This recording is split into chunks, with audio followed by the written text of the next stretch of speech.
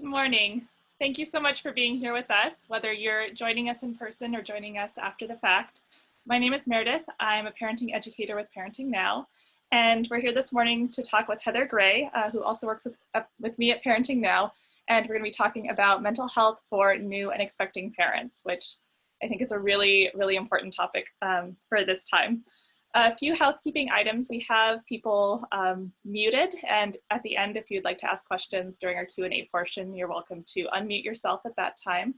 We are also recording, and so we have videos turned off for participants, but if at any point you'd like to turn it on, of course you can. You also are welcome to ask questions in the chat feature, and anyone who's viewing this after the fact can email questions to us, and we're happy to answer them in that way as well. Heather, would you like to introduce yourself? Yes, I'm Heather Gray. Like Meredith said, I work with Meredith at Parenting Now, but I also am the current Oregon chapter president of Postpartum Support International. And I have lots of experience doing support groups for perinatal mood disorders and whatnot, and all the different things that come along with working with PSI. That's great, thank you. And so in addition to these, I also do one-on-one support with families through Parenting Now and facilitate infants, 1s, 2s, and 3s groups. And we're really excited to hopefully be offering some virtual groups coming up soon in the fall. So stay tuned for more information about that. And people who have young babies are always welcome to join us on Wednesdays for Virtual Baby Connection. And you can find more information about that on our Facebook page or on our website. Today, we're going to be talking about mental health because it's such an important topic for all parents and really for all of us, but there are so many factors that make it especially vital for parents who are pregnant right now or who have fairly young babies who have given birth recently or who have added a child to their family in whatever form that takes. So we all know that parenting can be fulfilling in many, many ways, and it can also be immensely challenging. And it can challenge us in ways that, we weren't expecting or anticipating at all. Often when we go into parenting, we think it's going to be hard in some ways, but the reality can look so, so different. Parenting can also bring up a lot of things from our past, sort of the good, the bad, and the ugly in our own experiences with our parents or in the ways that we've seen other people parents. There's a lot of our own stuff that can get dredged up when we become parents. And there's also just a lot of judgment out there that there's a right way to have a baby or to bring a baby into your family. There's a right kind of baby to have, or that life, as a parent should look a certain way. And that combined with all the hormonal changes, probably not getting enough time to rest and recharge. I'm going to bet that if you have a young baby or if you're pregnant, you're probably not getting as much time for yourself as you probably would like to have or really need to have. So there's all sorts of reasons that people can have all kinds of feelings after their babies come. And perinatal mood disorder is really, really common for all of those reasons. And it's also a really big umbrella that encompasses all sorts of different disorders. And so Heather, would you give us some specifics about all those things that fall under that umbrella? Yeah, first, I just want to acknowledge that when we talk about perinatal mood disorders, this language, when you research it and whatnot, it's very gendered. We're often talking about mom and dad, but know that those people encompass anybody who has had a pregnancy or is in the postpartum period. And just to normalize it a little bit, right now what we know is that 1 in 7 moms suffer from a perinatal mood disorder and 1 in 10 dads suffer from perinatal mood disorder. Those are recorded data, so that doesn't get the people who didn't speak up or weren't able to speak up or were able to get care. But so what a perinatal mood disorder is, first, the perinatal piece. Perinatal is a time period, and it's encompassing pregnancy and the first year postpartum. And then perinatal mood disorders, mood is the part of our feelings and how we feel. So oftentimes you hear about baby blues, that's considered mood. A lot of parents, once they have a baby, they just have exasperated feelings. They can feel sad at times, but they also feel really happy at times. They're just in an adjustment period where it's like Meredith said, it's a new normal, finding like, oh, this brought up some feelings for me that I didn't quite expect. But it's a time period that kind of is short. It's the first few weeks. You start to feel better and better every day with your mood. And those crying periods might dissipate and all those types of things. When we go to perinatal mood disorder, we're talking about those times where it doesn't seem to get better, where the mood is at an exasperated level, or it's affecting our daily life. And what is under that umbrella, it starts with postpartum depression. Postpartum depression is where you're having those feelings of feeling down, often those same types of things we think of when somebody is depressed. But it also can encompass things like not feeling connected with your baby, just feeling like maybe you don't want to care for your baby, it's too overwhelming to take care of your baby, and all of those types of things. And then also there's postpartum anxiety. Postpartum anxiety can look a lot like postpartum depression, but then there are these additional pieces where you have such anxiety. It can be centered around anything. It doesn't have to be centered around the baby. Sometimes it is, but they can be paralyzing, or they're making you change things in your daily life to avoid that anxiety. So say you had an anxiety about getting into the car. So then you're going to stop getting into the car because it's too overwhelming and that anxious thought is overtaking you. Also, a piece that is encompassed more in postpartum anxiety, but also sometimes in postpartum depression with new parents, is rage. It's a piece that is often not talked about and sometimes feels, when it happens to you, really bad. Like you feel like you have this really guilty feeling because you had this burst of rage. And it can be direct.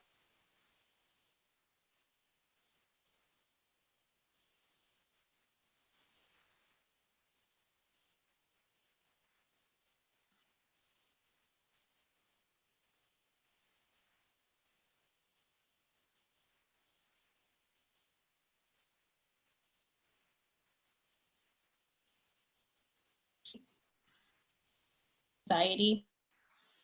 What it looks period though is a little, you have intrusive more than anything, like repetitive counting or cleaning. When we think of OCD, those can be part of postpartum OCD.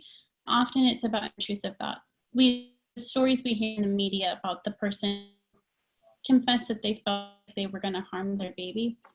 And just know that if you have those thoughts, that you're scared of those thoughts and you're willing to say those thoughts out loud to somebody, you're not going to harm your baby. Statistically, we know that there is no harm that comes to the children. Those thoughts are really scary though, and I encourage you to share with somebody you feel safe with to get some help so that you don't have to think them anymore. Also, we think of also postpartum psychosis is under the perinatal mood disorder. It's considered very rare, but it's often what is depicted as postpartum depression in the media. If you can remember the name Andrea Yates, if you're around my age, there was somebody big in the news. She ended up taking the life of her children because she was suffering from postpartum psychosis. Her thoughts were a delusion and a break from reality. So it's considered rare, but if you ever feel like, or if you're a partner who sees in your partner who just gave birth that they are not acting themselves, or they're saying things that don't match them, you need to get them help. So those all right there are what perinatal mood disorders are. We're trying to use that term now so that it encompasses all of them. So if you felt like, well, I don't have postpartum depression, I have these fears, then that way we're catching everybody.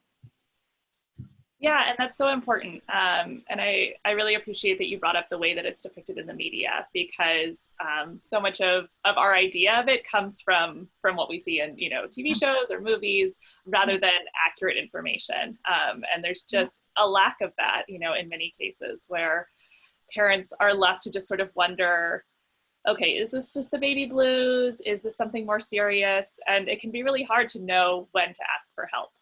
Right. Right. And when you ever have that question, I encourage you to seek some form of help, right? Because no matter what help, even if we know that if you're a generally mentally healthy person, help is never adverse. It's never a wrong thing to do, and it's not going to harm you.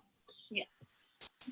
Yeah. And I think sometimes parents are afraid to ask for help because it means that they're a bad parent, or that they're Right. doing something wrong, and just knowing that that's not the case, and that when Yeah. this happens, it's not the parent's fault at all. Right. It's Yeah. not your fault.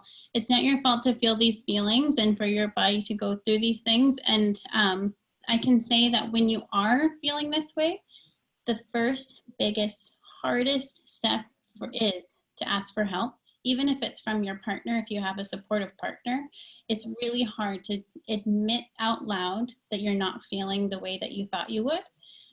Because on the other side of media representation, what does it look like to be a parent in the media? You're supposed to be happy. You're supposed to instantly fall in love with this baby. And even though you may be like, well, I know you're my baby and I'm pretty sure I love you, you may not have those strong feelings. And that's okay. That happens for some of us. And one of the things I wanted to mention about perinatal mood disorders is that this is a mental illness that can be cured. We do know how to treat, and it's can be temporary, but oftentimes treatment is needed. Yeah, it's not something that people need to just wait out hoping that it goes away, or feeling like Right. it's mind over matter. If they want it enough, they can treat it on their own. It's so important to ask for help, because yeah, Yeah. like you said, that can make a really big difference. Yeah. Right. Yeah. Mhm. And new parents deserve to feel good and deserve to feel well. And when you feel well and happy, you get to be a better parent and you get to enjoy having a baby. And so you don't, it's hard to make that step, but it's really helpful and can really change your life for the good. Absolutely. And your baby's life. Yeah. Yeah. Yeah. Yeah. Well, I'm especially glad that we're talking about this right now, because we've talked about all of those normal reasons, or sort of pre-pandemic, pre-2020 reasons why perinatal mood disorders are so common. But especially right now, there's so much more uncertainty in the world, that a lot of parents are experiencing.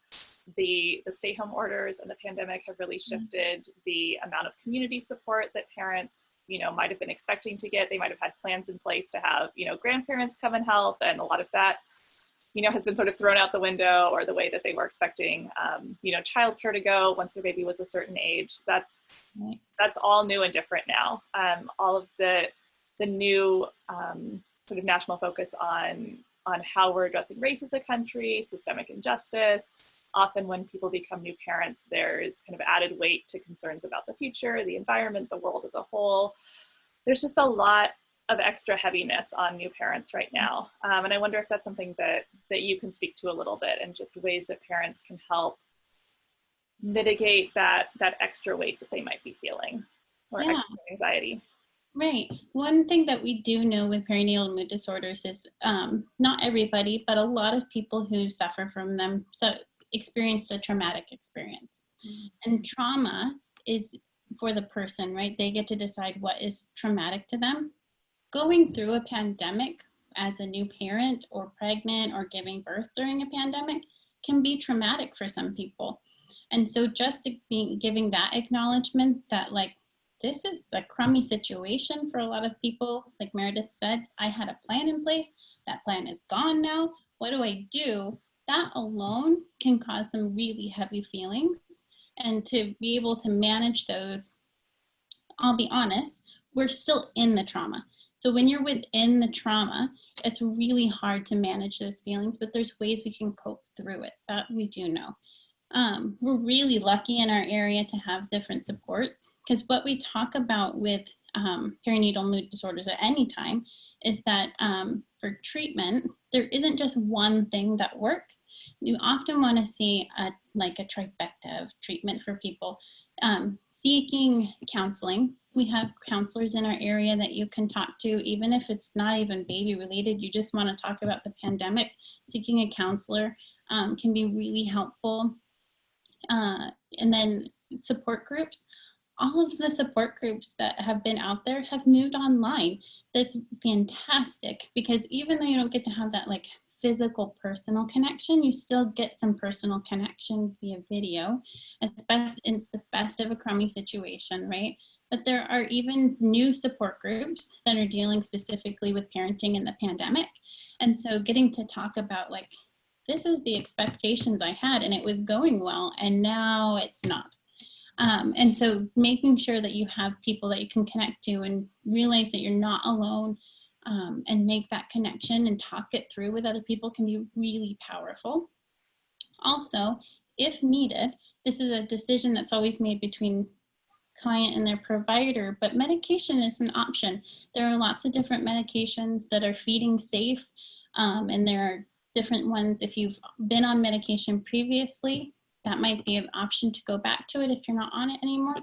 And that knowing that sometimes it's just needed, even if it's in the temporary, there are some that can be used for a temporary period, and that you get to make that decision with you, between you and your provider, can just be really helpful to even know that it's there. And then let's see, what else were we talking about? The different ways to cope. So also we talked about, when you have a plan to have support people, that looks different right now.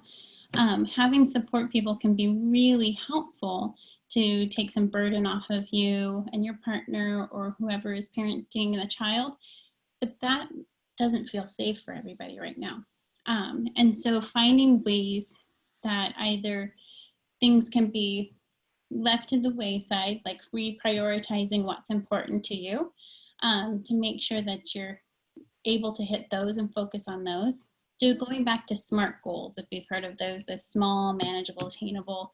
I often forget the last part of it, goals, but keeping it small, bringing your world back down smaller, as it is for everybody right now. Our worlds have shrunk immensely, but that doesn't mean that we can't live within that smaller world. So really bringing it down, goals down. And then people can support you, friends can support you through texting and regular phone calls. Dropping meals at doorsteps can be really important. Sending a gift certificate to a takeout place. All those different things, they sometimes sound small, but they can mean the world to new parents. And just taking some burden off is really important. Absolutely. Yeah, and it's great to get a little bit creative and thinking about how we can take some of that support that we were hoping to have and translate it into this new situation that we find ourselves in. Yeah. Yeah. And it's definitely it can be tough when we're struggling mentally as new parents, but we can also try to notice the positives of that smaller, shrunken world. Sometimes new parents feel like they're sort of inundated by guests who want to see them, and sometimes all sorts of different things with our own parents or with our in-laws or whoever's in sort of our wider extended family. Sometimes a lot of things can come up there, and this is kind of a nice time to push some of those to the side and just say, no, we're just going to stay in our little bubble and enjoy this time with the support people who we really want to include. We get to kind of be that gatekeeper in a way that might have been more difficult otherwise. Yeah. And, and we often think about, this is one thing I think about too, is that we often think about new parents as just those first 2 months, right? Yeah. But really you're considered a new parent and in the postpartum period for the entire year of your baby's first year. And so just know that even if you're 6-8 months out and this is all hit, or you are starting to feel isolated again, and you're starting to feel overwhelmed, that can happen. Postpartum depression, anxiety, all of those things can hit at any time in that first year. And so just being aware of those things, and that it doesn't mean that you haven't fared well, like you're still in that adjustment period. And often also people say it's not widely said yet, but that you still can suffer postpartum depression, anxieties. The thought is, if you're still feeding, if you're nursing or breastfeeding, you can, if you are going beyond a year, you can still experience those things, especially post-weaning depression, anxiety. That's a thing too. So just take stock of where you're at in your parenting journey. And if you're months in, you're weaning right now, all those things, that adds a lot. And so give yourself some credit that it's okay to have some big feelings. If those feelings though start to get overwhelming, that's when maybe seeking some help is appropriate. Absolutely. Yeah, all of the all those things that you mentioned bring about so many changes. And anyone who has a baby knows that things change quickly. You know, we can kind of feel like we've got a sense of things or a rhythm down, and our babies get to a new point of development and it totally throws us through a loop, or their sleep cycle totally changes, or their naps, you know, go out the window. Yeah. Feeding challenges can come up, you know, tummy issues can happen when they start on solid foods. There's all kinds of things that change for our babies. And so, of course, there's things that are changing for us in that first year too. That first year brings so much newness all the time. Yeah, and speaking of that too, when, especially for those of us who experience anxiety, unknown is already hard to deal with. So those unknowns of how our child is going to progress through developments can be overwhelming.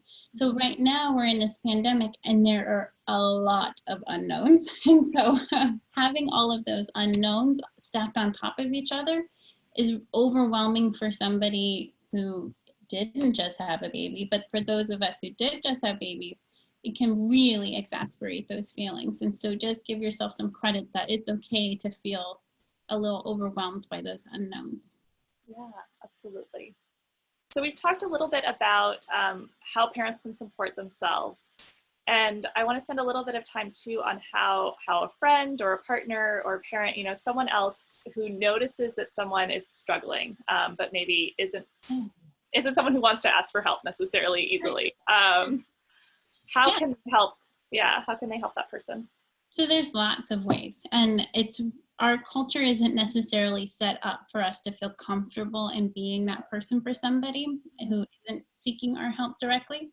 But there's ways to break through it. Like I had mentioned before, texting regularly, that's a really great way, especially for anxious people. Phone calls just don't work.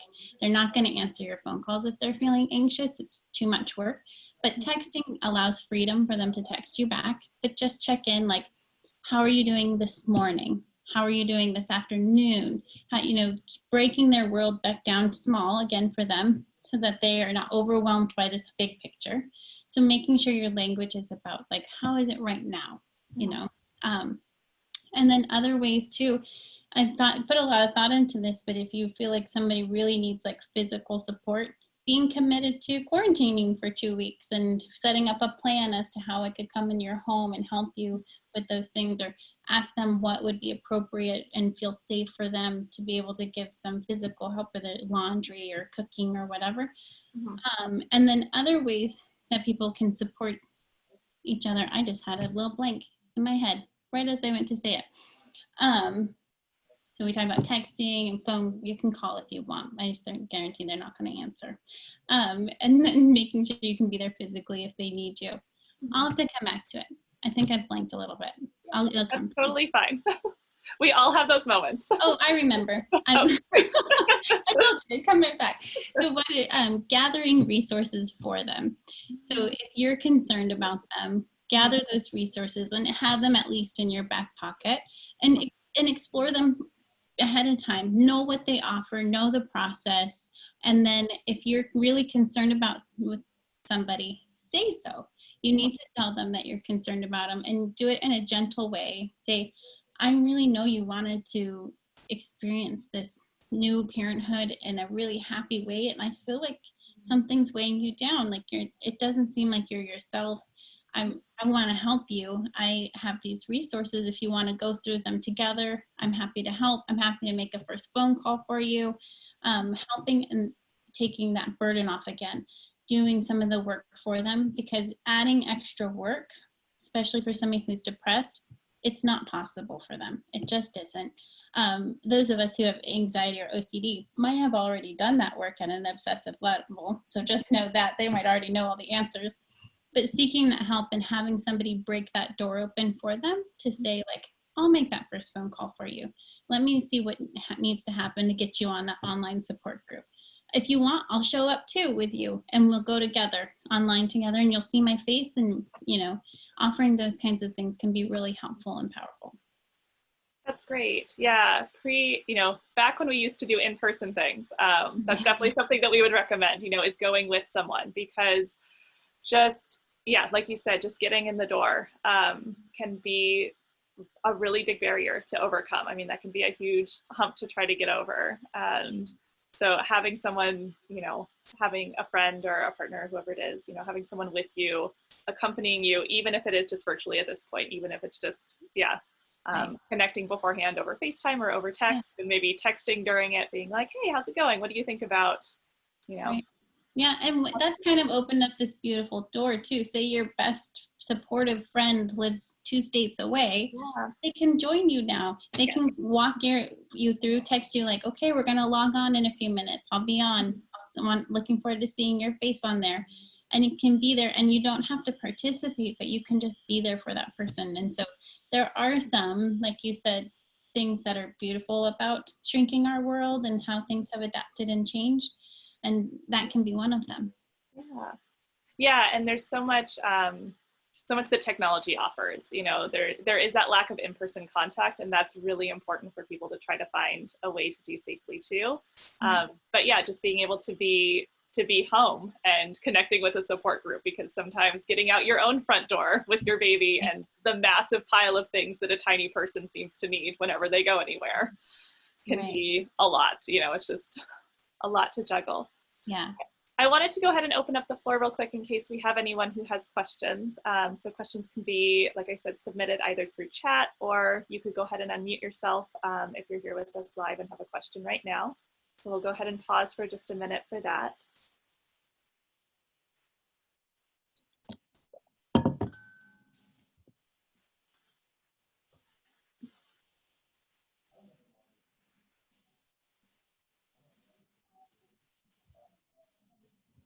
And there's plenty more that Heather and I can talk about. So if anyone does have a question, you're welcome to pop in and interrupt us at any time. We have a few more minutes that we'll be talking, but please feel free to interrupt us. So let's talk a little bit about partners, just because you mentioned the numbers that, for dads, it's 1 in 10. And again, that's just the people who come forward and say something. And what we know from anecdotal evidence, especially, is that so many people don't ask for help, especially dads or partners, because they don't necessarily feel like it's their place. Their partner has gone through this experience of, having a baby, going through their partner's probably doing a lot of the feeding. If it's a baby that's breastfeeding, or if they're pumping and feeding, with a bottle, there's a lot that maybe one partner can do that the birthing partner can do that the other parent can't. And so how do you recommend that those parents reconcile maybe their own feelings of needing some help when they don't necessarily feel like they might be entitled to it? Yeah, I say that the thing that we have found the most that has been helpful to dads, and to help them not feel like they're burdening their partner who just gave birth or whatever, but also recognizing that they're having feelings that don't feel right, or this isn't an experience that they expected, is connecting with other dads. So if you have a friend that is also a father, that connecting with them can be really helpful. There's also online support groups for dads. You don't have to show your face. Anonymity is a big thing for dads. Our culture, again, is just one of those things where it can be seen as a sign of weakness for a dad to admit that mentally he's not feeling well, or feeling like fatherhood isn't this experience that they had hoped for. And so that right there is a big one. So locally we have, like, Well Mama has a group for dads, and PSI Oregon also has a group for dads online. PSI, not Oregon, PSI has a group online for dads. That's great, thank you. Yeah. Do you want to talk a little bit more about what some of those local resources are? You mentioned PSI and also Well Mama. What are some other resources that you would recommend for families? I will answer that, and then there was a question from a participant, so I'll answer that too after we talk about some resources. So some resources that we have locally are, we have Well Mama, who is a maternal mental health organization, and they provide support groups for all different topics. Postpartum, period, you don't have to be diagnosed, and then also for dads and for infant loss. They all have moved virtually, which is great. It's peer support, so it's often somebody who has experienced those things themselves. We also have Daisy Chain, which offers postpartum support and other doula type supports and feeding support, and then also some infant education through music with Baby Pop. A lot of their stuff has moved virtually also. And then Postpartum Support International has online support groups for parents, moms, dads, and specific ones for people of color. And Well Mama and Postpartum Support International have hotlines or warm lines that you can call in and talk to somebody. All of them, you leave a message and somebody will give you a call back, just so you know that. But that's a good way to be able to connect with somebody who can walk you through some steps in finding support, or just somebody to talk to who gets it. So the question is like, can we start how to start a conversation with a male partner about me time for moms? This one is one when facilitating support groups is a common theme. It's really hard. So our domesticated roles come into play a lot in these conversations, and the fairness and what that looks like. What I often tell people to do is advocate it on behalf of their mental health.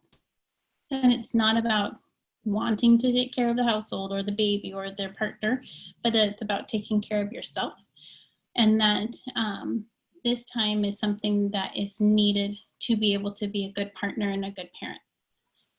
And what that me time looks like, that's up to each individual, whether it's I need a half an hour to have an uninterrupted shower and get dressed.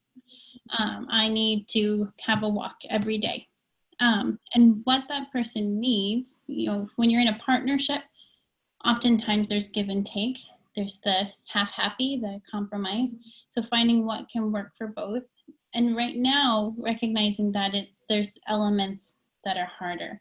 Either a partner is working from home, which I know when my children were babies, that it did not work well for my partner to be at home because I couldn't pass them off to him even though he was home. And so that built resentment. So I recognize that during this time, if you have people working from home, as an extra element to them. But it's really about advocating for yourself. And often that's a really hard thing to do. And how I like to think about it and help my own self do it is I think about how I want my kids to say it. How would I want them to be able to tell me or tell their partner that they need something? And so anything I'm doing, I'm teaching my children.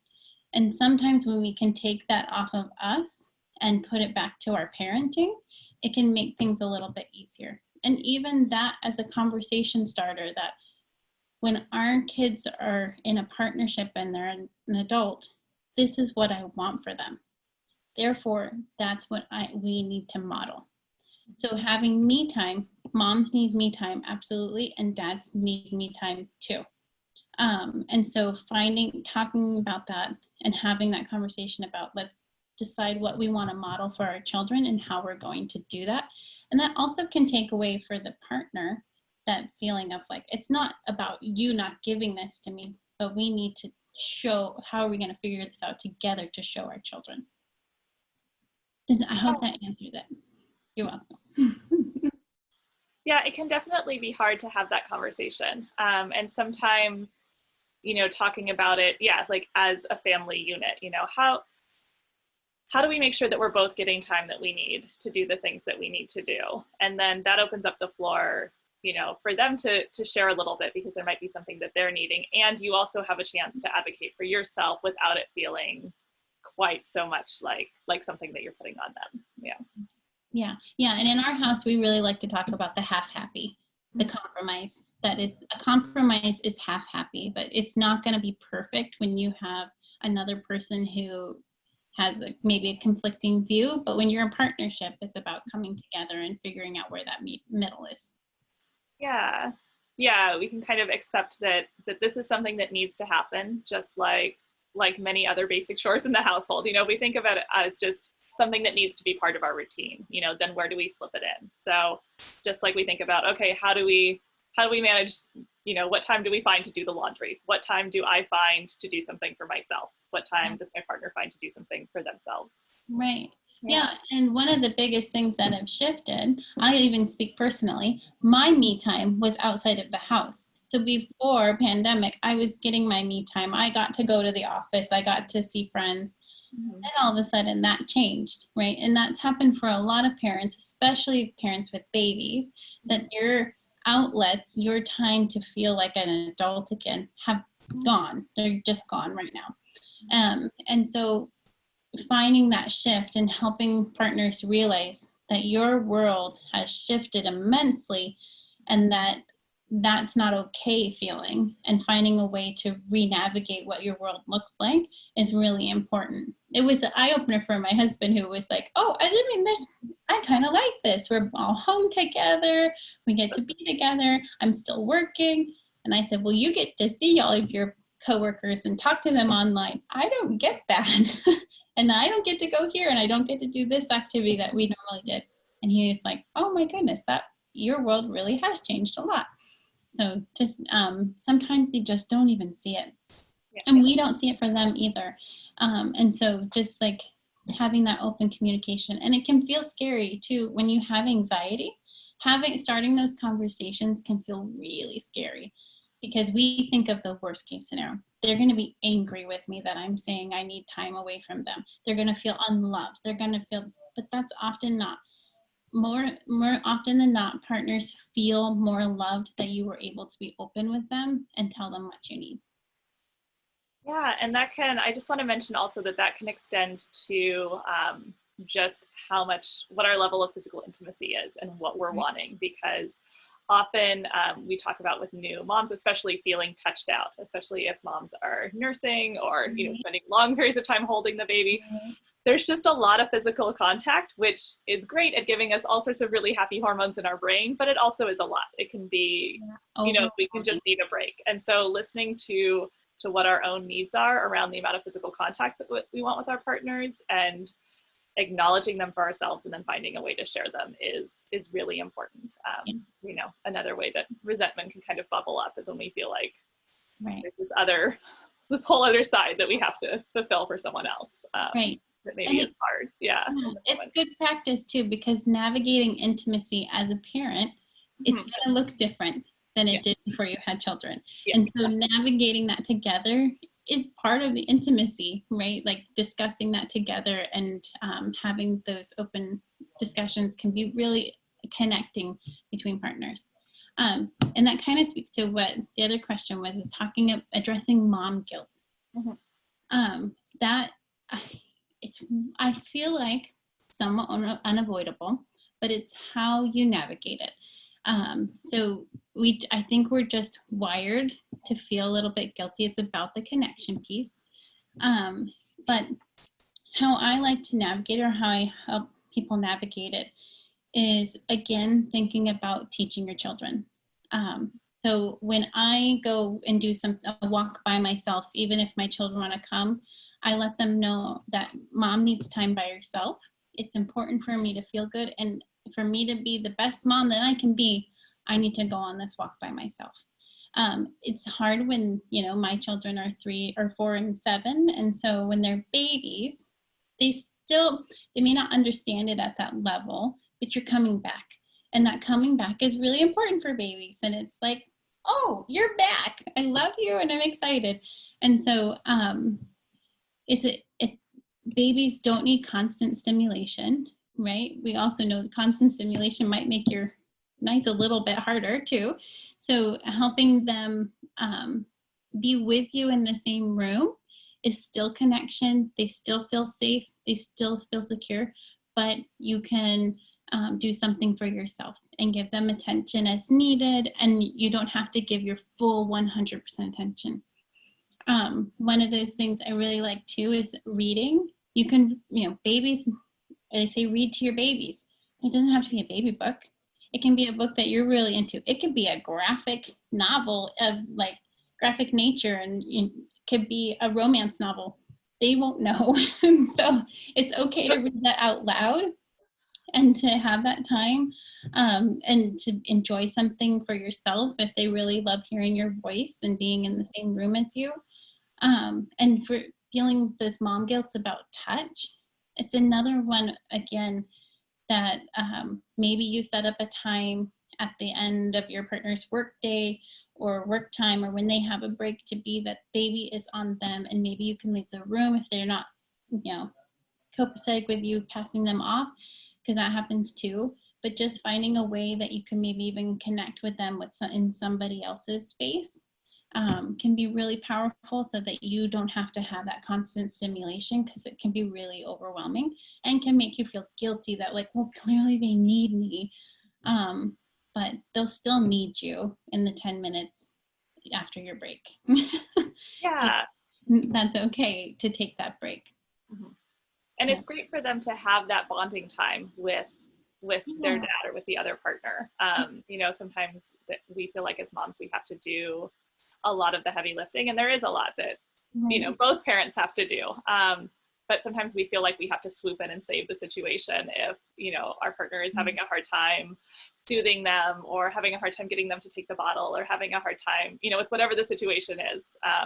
But just like we have to practice, in order to get a good routine with our baby, the partner needs a chance to do that too. And so it's really Yeah. important for their confidence, for their bonding with the baby, for them to learn all those skills as well. And so if you're feeling that guilt of, oh my gosh, I need, this is so hard, and they're both struggling and they're both getting frustrated, just remind yourself that's part of the process, and that's okay, for there to be a little bit of struggle, Right. especially, Yeah. anytime we're learning a new skill, there's going to be a little bit of a learning curve. Yeah. Yeah. Yeah. And that can be hard. One thing that I really like is noise canceling headphones. They can be helpful during those times to calm your nerves, because it creates a fight or flight response for us when we hear our babies in distress. Also, if babies are in distress, even if you're holding them, or not distress, just upset, and you're fulfilling their needs, can take that tone down so that our fight or flight response isn't activated. Because when we're already anxious about what's going on around us in the world, having that happen too can really overwhelm our bodies, and can make us, by the end of the day, grumpy people that don't want to deal with the world, Yeah. whether you're dealing with extra mental health issues or not. And so if you have a baby and those noise canceling headphones, colicky babies can be really helpful, so that you don't get to that elevated level, Mhm. and can feel good about yourself too. Absolutely. And it is time for us to wrap up. We've gone just a little bit over, but I just wanted to add one last piece to that, and that's that positive self-talk, and having some self-compassion in the language that we talk about, Yes. how we're talking about ourselves, what we're telling ourselves in those moments is really important. And it can feel really cheesy at first, but whatever you can tell yourself that resonates with you, even if it's something, super silly sounding to somebody else, forget about what they think about. Like, it doesn't matter as long as it works for you. And so that's something that can really help both with the guilt and just all sorts of different Right. tough feelings, reminding ourselves that we're strong, that there's so much that we are doing well. Whatever you need to hear in that moment, whatever you would tell a friend who, was sharing something with you, tell those things to yourselves. Right. Like, my favorite is, I'm allowed to love myself. That's great. Yeah. That's a wonderful one. And I think that's a great place to end. Thank you so much, Heather. And Yeah. thank you for those Thank who you. joined us or who are watching later. And we'll see you all next week. Bye. Bye.